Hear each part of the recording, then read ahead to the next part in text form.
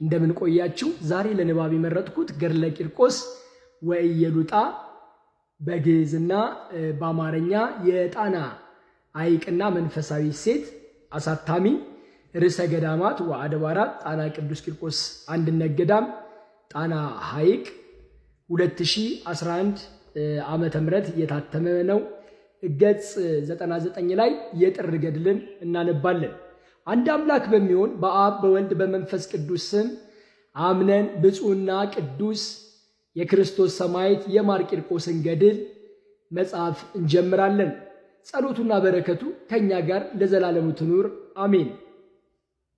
እንነግራችሁ ዘንድ ስሙ 21044 ሰዎች ካመኑ በኋላ ያ ከሃዲ መኮንን በክርስቶስ ባመኑ አገልጋዮችና በሕፃኑ ተበሳጨ። ከእጄ ማን ያድናችኋል አላቸው። በግራር እሳት ውስጥ ከመሰሪት ከአንገቤናዊቱ ልጅ ከባለ ስራዩ ጋር እጨምራችኋለሁ። ቅዱስ ቂርቆስም መኮንኑን ካድከኝን አለው። የፈጠረን የሰማይና የምድርን አምላክ ካድኸው አለው።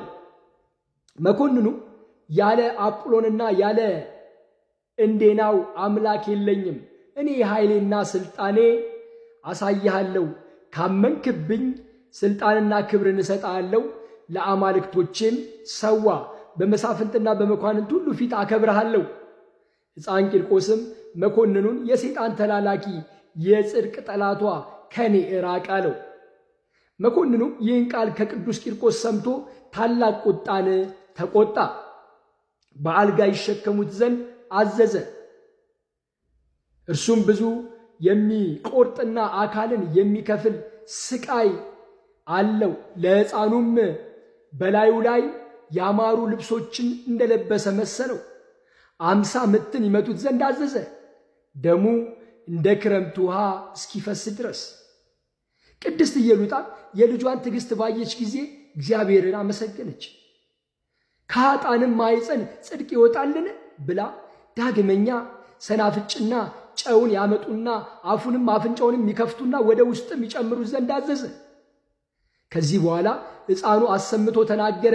ነገርህ ከማርና ከስኳር ይልቅ ለጉሮሮዬ ለአፌም ጣፈጠኝ። ለእኔ ለአጥህ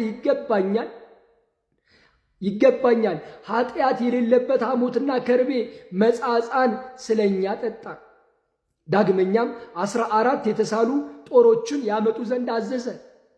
7ቱን በእናቱ ሰውነት 7ቱን በሕፃኑ ቂርቆስ ሰውነት ይተክሉ ዘንድ ቅዱስ ቂርቆስም ስሙ መጥቁል የሚባል ሰራተኛውን አዘዘው።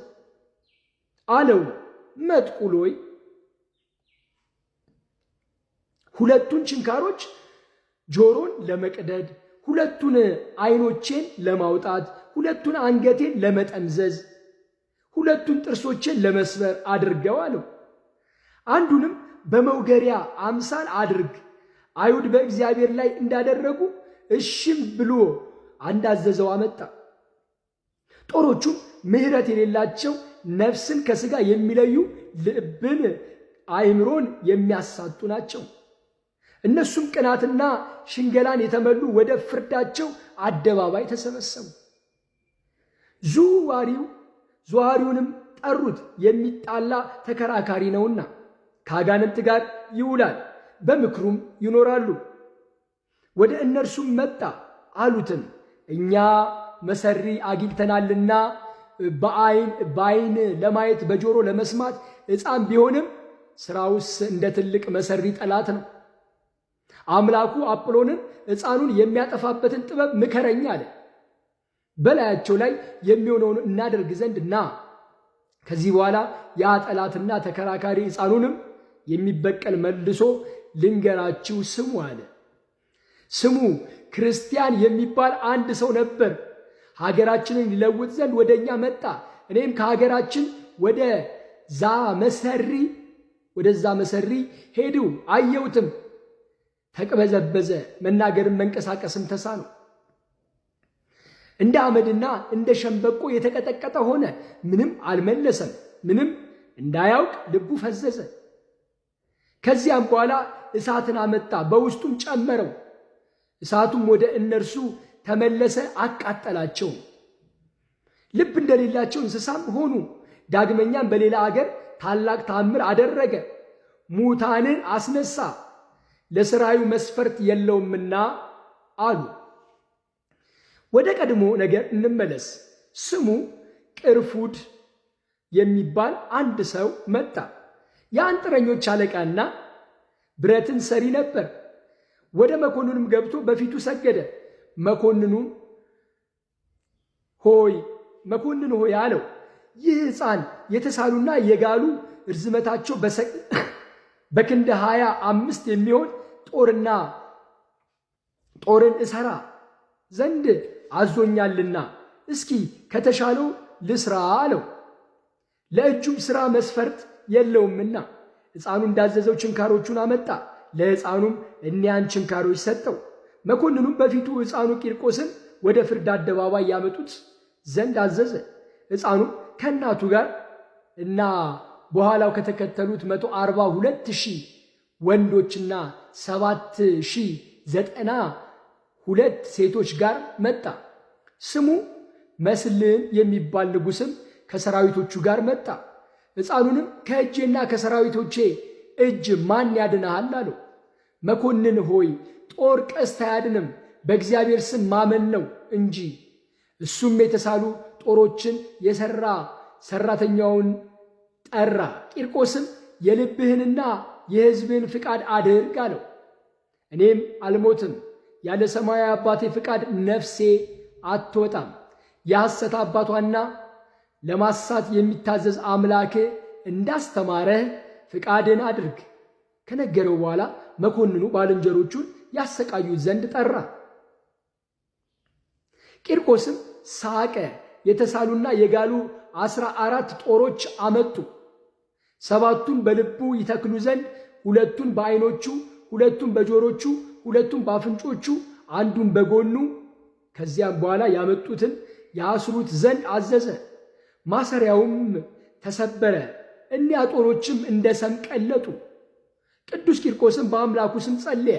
ሲጸልይም ሰይጣን በእግዚአብሔር መልአክ አምሳል ያስተው ዘንድ ወደ እርሱ ከቁልዥ አገር መጣ። ያን ጊዜ በትምህርተ መስቀል አማተበ፣ እንደ ጢስም ተበተነ። ከዚህ በኋላ ብረት ሰሪው የሚያስፈራ የተሳለ ሰይፍን ይሠራ ዘንድ አዘዘው። ሕፃኑና እናቱን ይሰይፉ ዘንድ ሰይጣን ሊገድለው እንዳልቻለ ባወቀ ጊዜ በመኮንኑ ልብ ገባ፣ ድዳም አደረገው። ከዚህ በኋላ ሕፃኑ ሠራተኛውን የተሳሉ ጦሮቹን የመሰቃያ የተሳለ ሰይፍን መስራት ትችላለህን አለው። ሠራተኛውም ከቻሉ አያለው አለው። ሕፃኑም እኔ እነግርሃለሁ፣ ጎንን የሚሰብር ምሳር፣ አጽም የሚነቅል፣ ራስ የሚሰብር፣ አንገት የሚጠመዝዝ፣ ጥርስ የሚነቅል፣ ዓይን የሚያወጣ፣ በነብር ጥፍር አምሳል አፍንጫን የሚሰብር፣ ጆሮ የሚያደቅ፣ ሰውነትን የሚለይ፣ ጎንን የሚገምስ የሚከፍል፣ ጉልበትን የሚሰብር፣ አንጀትንና ስሮችን የሚለይ ሥራ አለው። ዳግመኛ በቁመቴ ልክ 3 ጦሮችን ሥራ፣ በውስጡም የአብ የወልድ የመንፈስ ቅዱስ ስሞችን ከሚጠራ ፈጽሞ የማይለዩ ቤጣ ወኦ የሚል ጻፍ። መጠምዘዣ፣ ሞፈር፣ ብረት ምጣድ፣ ብረት ድስት፣ የሰረገላ መንኮራኩር፣ አንገት የሚጠመዝዝ ሥራ፣ የሆድ አንጀትን መዞ የሚያወጣ ሥራ። እኔ የምሰቃይበት ስቃይ ይህ ነው። ሠራተኛውም ይህን ሰምቶ ፈጽሞ አደነቀ። የሀገር ሠራተኞችንም ይነግራቸው ዘንድ ጠራቸው። ይህ ሕፃን እንዳዘዘ ኑ እንስራ አላቸው። የተሳሉ ጦሮችንም 40 ያህል ሰሩ። መኮንኑም ራሱን ከቆዳውና ከሰውነቱ ጋር ይላጩ ዘንድ አዘዘ። በላዩ ላይ እሳትን ይጨምሩ ዘንድም እንደነርሱ አደረገ። ዳግመኛ ሥጋውን ይቆርጡ ዘንድ አዘዘ። 4 ጦሮችን ከትከሻው እስከ ተረከዙ ይተክሉ ዘንድ። የቅዱስ ቂርቆስም ስቃዩ ይህ ነው። እናንተ ሰነፍ ሰዎች፣ የበዛ የሕፃኑ ቅዱስ ቂርቆስ ስቃዩ በምን ሥራ ይመሰልላቸዋል? የወንጌልን ቃል አስቦ አይደለምን? በወሰዷችሁ ጊዜ ወደ ፍርድ አደባባይም ባገቧችሁ ጊዜ እግዚአብሔር በዚህ ዓለም ላይ እንደ ሰው አድርጎ የሚወደው ነገር የለም። የሞተ ራሱ ለማን ነው? ለሰው ነው። ሰው በአምላክ ደም የተገዛ ውድ ፍጥረት ነው። በአምላክ ሥጋ የተዋጀ ነው። ለሰው ልጅ እኮ መልአክ ራሱ ዋጋው አይደለም። ምን ማለት ይመስላችኋል? መላእክትን እያቃለልኩ ይመስላችኋል? እንዲህ እንዳላደርግ ራሳቸው መላእክትም ያውቃሉ። ምክንያቱም ስለ መላእክትም አስተምሬ ያውቃለሁ፣ አምናቸዋለሁ። እንደሱ ማለት አይደለም። ግን የሰው ልጅ በመልአክ አካል እንኳን አይመጠንም። የተገዛ በአምላክ አካል ነው። የአምላክ ዋጋ ተከፍሎለት፣ የደም ዋጋ የተከፈለለት በደሙ የዋጀን ነን።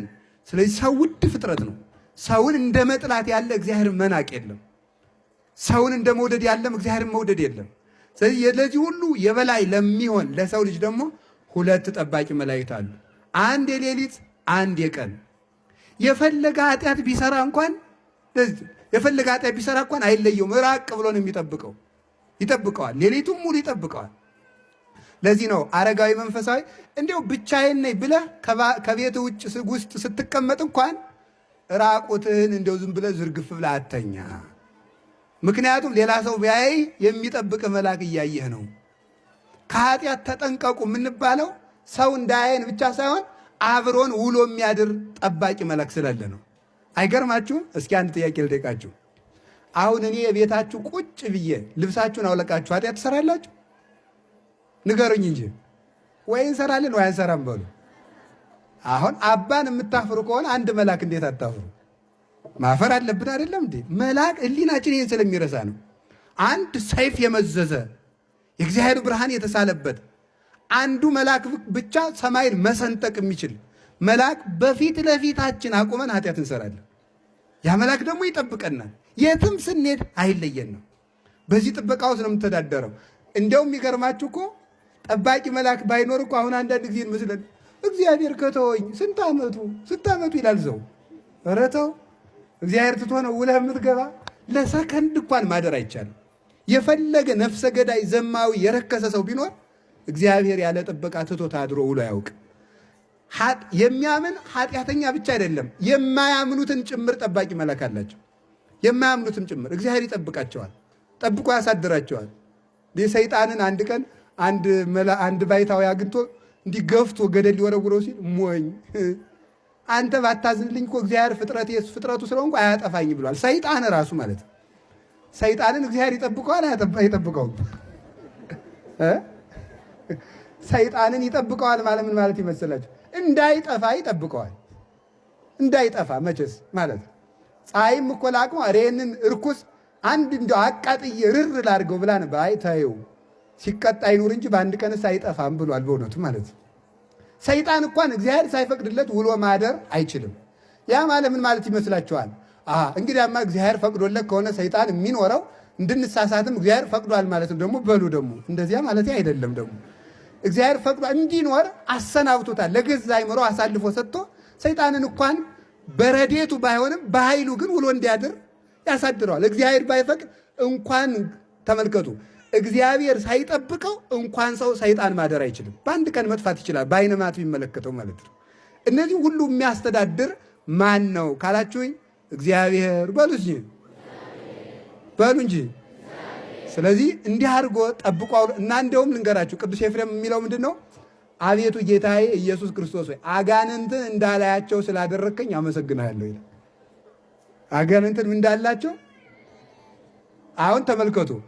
አንዱ ሰይጣን ብቻ ይህንን ዋርካ የሚያህል ቢሆን ምሳሌ ነው። ከዚህ ሊረዝም ይችላል። ይሄን ዋርካ የሚያህል ቢሆን በዓይናችን እንድንሳሳት የሚያደርግ አንድ ሰይጣን አለ። ለጆሮአችን የሚላክ አንድ ሰይጣን አለ። በአፍንጫችን ያልተፈቀደ ሽታ እንድናሸት የሚያደርግ አንድ ሰይጣን አለ። ለእጃችን የሚላክ አንድ ሰይጣን አለ። ለአንደበታችን ይሄ ሁሉ ሰይጣን ከቦን ብታዩ ደንግጣችሁ አትሞቱ? እንኳንም አላየናቸው ማለት ነው። በእነዚህ ሁሉ መሃል እኛ እንተኛለን፣ ሰይጣን አይተኛም። እኛ ይደክመናል፣ ሰይጣን አይደክመውም። እኛ ይርበናል፣ ሰይጣን አይርበውም። እኛን ያመናል፣ ሰይጣን አያመውም። እኛን ይበርደናል፣ ሰይጣን አይበርደውም። እኛን ይሞቀናል፣ ሰይጣንን አይሞቀውም። ይገርማል እኮ። አንድ ቀን ለምን አጥፍቶን አያድርም ሲባል እግዚአብሔር በመላእክት ስለሚጠብቀን ነው። ስለዚህ እግዚአብሔር ሌሊትም ቀንም ይጠብቀናል። በእውነቱም ነው ናሁ እይደቅስ ወይነጉም ዘያዕቅቦ ለእስራኤል። እስራኤል ዘሥጋን የሚጠብቅ እስራኤል ዘነፍስን የሚጠብቅ እግዚአብሔር አያንቀላፋም። ሃይማኖት ማለት ራሱ ይህንን ዓለም እምኀበ አልቦ ሀበቦ ፈጥሮ በረድኤት የሚጠብቅ እንቅልፍ የሌለበት በባህሪው ሞት በመንግስቱ ሽረት የሌለበት ትጉ እግዚአብሔር አለ ብሎ ማመንና ለዚህ ታምኖ መኖር ነው። ይሄ ነው ሃይማኖት ማለት። እግዚአብሔር እንዴት እንደሚጠብቀን ልብ ብላችሁ አስተውሉ።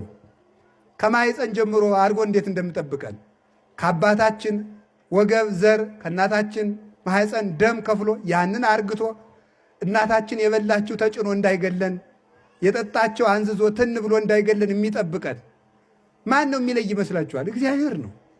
በማኅፀን ጀምሮ የሚጠብቀን። አሁን ለሕፃን ልጅ በጨው እንጀራ ለ6 ወር ልጅ ብታጎርሱት አይገለውም? ይገለዋል። ግን እናቱ በጨው እንጀራ እየበላች ማኅፀን ሳለ አይሞትም። ለምን ይመስላችኋል? እግዚአብሔር እየጠበቀው ነው በእውነቱ ማለት ነው። ሕፃን ልጅ ከተወለደ በኋላ መንፈቅ ዓመት እስኪሞላው ድረስ ይቺ ነጠላ ራሱ አፍና ትገለዋለች። ግን የእናቱ ሆድ ለምን አፍኖ አልገደለውም? እግዚአብሔር ስለሚጠብቀው ነው። ስለዚህ ቅዱስ ዳዊት ምን አለ? በእናቴ ማኅፀን ጀምሮ አንተ አምላኬ ነህ፣ እምከርሰሜ አንተ አምላኬ፣ ከእናቴ ማኅፀን ጀምሮ አንተ አምላኬ ነህ ብሎ የተናገረ ለዚህ ነው። እግዚአብሔር እንዲጠብቆ ያሳድገናል። ብዙ ጊዜ ሕፃን እኛ ስንወድቅ ቶሎ እንሰበራለን። ሕፃናት በየቀኑ እየወደቁ ለምን አይሰበሩ ይመስላችኋል? አይገርማችሁም? መቼስ ሳይንስ መልስ አያጣም። ቁመታቸው ቅርብ ስለሆነ ከቅርብ እየወደቁ ነው ሊል ይችል ይሆናል። መቼስ አይታወቅም ማለት ነው። ግን አንድ ነገር የምትዙልኝ ግን ሰው በራሱ ቁመት ልክ ሲወድቅም ኃይል አለው። ባጭሩ ማለት ነው። በራሱ ቁመት ሕፃኑም በራሱ ቁመት ልክ ኃይል አለው። ለራሱ ቁመት የሚበቃ ክብደት ስላለው ወድቆ አለመሰበር አይችልም። እንቁላል እዚያው ወድቆ አይደል የሚሰበረው? ለምንድነው ታዲያ እንደዚያ የሚሆን ሲባል እግዚአብሔር ስለሚጠብቅ፣ ሕፃናትን የሚጠብቃቸው እግዚአብሔር ስለሆነ ነው። ሳናውቅ የሚጠብቀን። አባ ጊዮርጊስ ዘጋስጫ ደግሞ እናት ልጇን ትታ ወደ ገበያ ብትሄድ እናቱ ገበያ እንደሄደች ልጁ እባብ ቢጨብጥ እናቱ እስከምትመጣ ድረስ እባቡ ልጁን ሳይበላው ይቆያል። የሕፃኑ ደግነት የእባቡን ተንኮል ይሽራልና ይላል። ማን ሲባል በእነዚህ ሕፃናት ላይ አድሮ እግዚአብሔር ስለሚጠብቅ ነው። ስለ እግዚአብሔር የማይተወን የሚጠብቀን፣ የሚረዳን፣ የሚመግበን ይህንን ዓለም ሁሉ የሚመግብ ቸሮ አምላክ እግዚአብሔር ስሙ የተመሰገነ ይሁን።